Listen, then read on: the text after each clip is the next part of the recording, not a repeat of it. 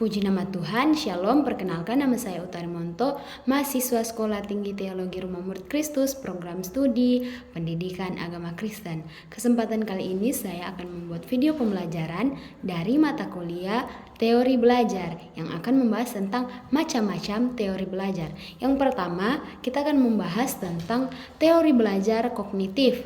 Nah, kognitif ini berasal dari kata cognition yang berarti mengetahui. Nah, arti luas dari teori belajar ini yaitu penggunaan pengetahuan.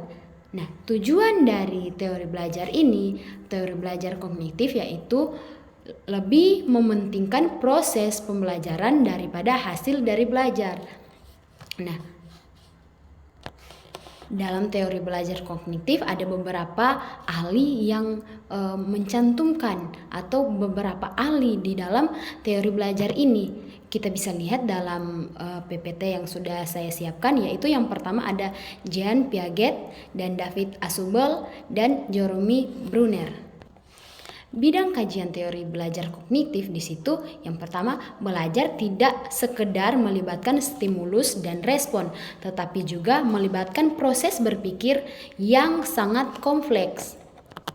Nah, yang kedua, ilmu pengetahuan dibangun dalam diri seseorang melalui proses interaksi yang berkesinambungan. Nah, dalam teori belajar kognitif ada aplikasi-aplikasinya. Aplikasi yang pertama yaitu teori kognitif ini menentukan tujuan instruksional, dan yang kedua memilih materi pembelajaran, ketiga memilih topik yang dapat dipelajari, yang keempat menentukan proses atau rencana pembelajaran di kelas, dan yang kelima menentukan materi untuk diskusi. Yang keenam, mengevaluasi proses dari hasil belajar. Dalam teori belajar kognitif ada beberapa indikator-indikator yang terdapat dalam teori belajar kognitif. Nah, dalam konteks belajar kognitif, indikator bisa berupa kemampuan siswa dalam memahami, menerapkan, dan mengekspresikan informasi yang didapat. Nah, indikator ini bisa berupa peringatan atau peningkatan dalam pemahaman konsep, kemampuan dalam menyelesaikan masalah, atau peningkatan dalam keterampilan berpikir kritis. Nah, mungkin sekian penjelasan tentang materi teori belajar kognitif. Nah, kita akan masuk dalam teori belajar yang kedua, yaitu teori belajar humanistik atau humanisme. Nah, humanisme adalah teori dalam disiplin ilmu pendidikan yang berfokus pada pengembangan kepribadian manusia untuk menemukan kemampuannya dan bagaimana cara pengembangannya. Nah, belajar ini merupakan salah satu pandangan atau sistem pemikiran yang berfokus pada manusia daripada wawasan supranatural.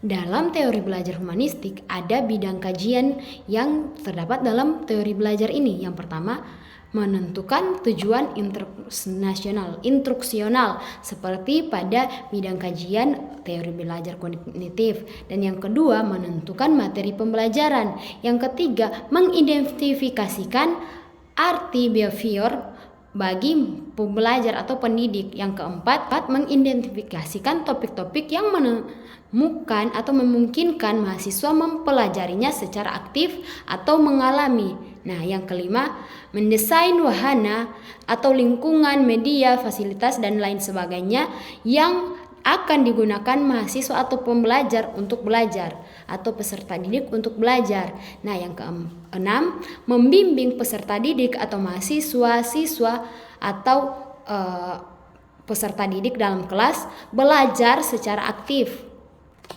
Indikator dalam teori belajar humanistik yaitu indikator yang didapat yaitu meningkatkan motivasi belajar, pemahaman diri, keterampilan diri atau keterampilan interpersonal, dan kemampuan membuat keputusan yang berinformasi dan etis dalam konteks pembelajaran.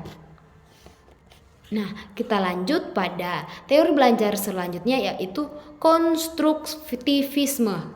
Konstruktivisme ini yaitu pembelajaran konstruktivisme adalah pembelajaran yang lebih menekankan pada proses dan kebebasan dalam menggali pengetahuan, serta upaya dalam mengkonstruksi pengalaman dalam proses belajar pada siswa untuk mengemukakan gagasannya dengan bahasa sendiri, untuk berpikir tentang pengalamannya sehingga siswa menjadi lebih kreatif dan inovatif serta dapat menciptakan lingkungan belajar yang lebih kondusif. Nah, kita bisa lihat di dalam slide di mana ini adalah indikator-indikator atau bidang kajian dari pembelajaran teori belajar konstruktivisme. Di situ ada pengalaman nyata, ada observasi dan refleksi, membuat konsep abstrak, menguji pengalaman baru, dan driven media. Nah, tujuan dari pembelajaran atau teori belajar konstruktivisme ini yaitu beberapa hal dapat dilakukan untuk membentuk pemikiran peserta didik dalam belajar. Nah, pertama, bekerja secara aktif akan menghasilkan kegiatan belajar. Kedua, mengembangkan kegiatan inquiry pada semua topik pembelajaran.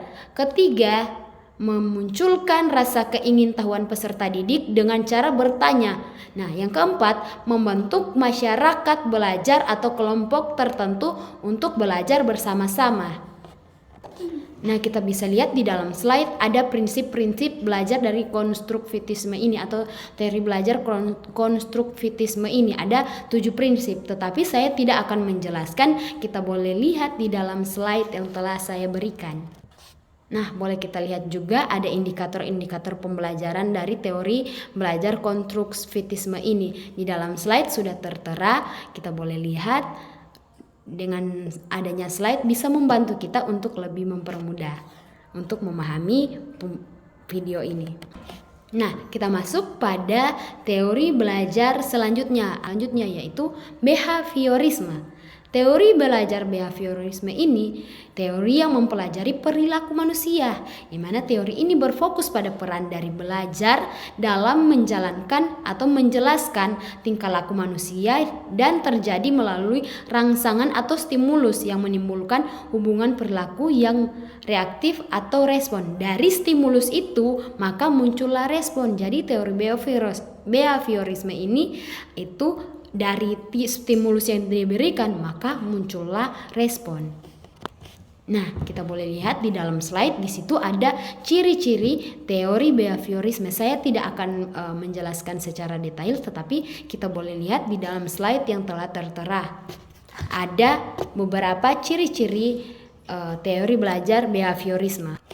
Nah, kita masuk pada teori belajar yang terakhir dalam 5 teori belajar, yaitu teori belajar cybernetik atau teori belajar yang merupakan perkembangan dari teori belajar kognitif yang menekankan peserta didik atau peristiwa belajar sebagai proses internal yang tidak dapat diamati secara langsung dan terjadinya perubahan kemampuan yang terikat pada situasi tertentu. Nah, di slide sini kita boleh lihat para ahli yang mengkaji bidang teori belajar cybernetik dalam kelompok sebagai sebuah ilmu. Di situ ada 2, yang pertama pemrosesan informasi dan yang kedua pengambilan keputusan. Di situ ada para ahli dari teori belajar cybernetik. Di slide kita boleh lihat. Nah, di situ di teori cybernetik, di slide kita boleh lihat ada kelebihan dari teori belajar cybernetik. 2 kelebihan yang saya boleh terapkan. Yang pertama, cara berpikir yang berorientasi pada proses lebih menonjol. Dan yang kedua, penyajian pengetahuan memenuhi aspek ekonomis. Nah, selanjutnya ada penerapan teori belajar cybernetik. Kita boleh lihat di slide berikut yang telah tertera di video ini. Nah, ada indikator-indikator belajar teori cybernetik. Kita boleh lihat dalam slide berikut ini. Nah, kita sudah belajar 5 teori belajar yang pada umumnya dipelajari oleh pendidik. Tetapi saya di sini menemukan teori baru yang saya akan bagikan bagi kita semua, yaitu teori belajar Baruda.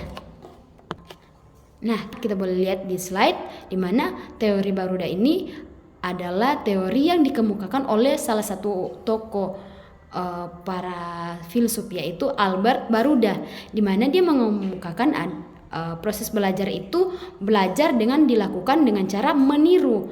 Di sini artinya meniru hal-hal yang baik. Contohnya siswa meniru tingkah laku guru yang pintar menjelaskan, pintar membaca atau tulisan dari guru tersebut baik. Nah, teori Baruda ini berarti seperti itu. Nah, seperti saya sudah jelaskan tadi bahwa teori Baruda ini menekankan pada mengikuti orang-orang yang berotoritas seperti guru. Nah, aplikasi dari teori belajar Baruda ini kita boleh lihat di dalam slide, ada beberapa aplikasi yang diterapkan dalam teori Baruda ini. Nah, di dalam slide kita melihat kelebihan dari teori Baruda ini, yaitu menekankan bahwa lingkungan dan perilaku seseorang dihubungkan melalui sistem kognitif orang tersebut. Baruda juga memandang bahwa tingkah laku manusia bukan semata-mata refleks atas stimulus, melainkan juga akibat reaksi yang timbul akibat interaksi. Nah, selanjutnya kita bisa melihat di slide berikut ada kekurangan dari teori Baruda ini, di mana kita ketahui bahwa teori Baruda ini teori yang meniru atau mengikuti. Nah, tentunya kekurangan dari teori Baruda ini ketika dalam proses pembelajaran itu mengenai peniruan tingkah laku. Ada kalanya kan dalam proses pembelajaran ada hal-hal yang tidak baik mungkin diterapkan, itu yang menjadi kekurangan dalam teori Baruda ini. Nah, puji nama Tuhan, mungkin sekian pemaparan materi melalui video pembelajaran yang saya sampaikan. Semoga memberkati kita semua. Saya Utari Monto, not for me, not for us, only for Jesus. Haleluya.